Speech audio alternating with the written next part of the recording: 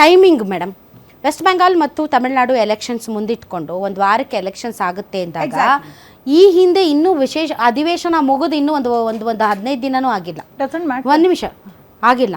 ಇದ್ದಕ್ಕಿದ್ದಂತೆ ತರಾತುರಿಯಲ್ಲಿ ಎಲೆಕ್ಷನ್ಸ್ 3-4 ದಿನ ಇದೆ ಅಂದಾಗ ಅಧಿವೇಶನ ಕರೆದು ಮಹಿಳಾ ಬಿಲ್ ಆಲ್ರೆಡಿ ಪಾಸ್ ಆಗಿತ್ತು. ನಮ್ಮ ಜನರಿಗೆ ನಾವು ತಪ್ಪು ಮಾಹಿತಿ ಕೊಡೋದು ಬೇಡ.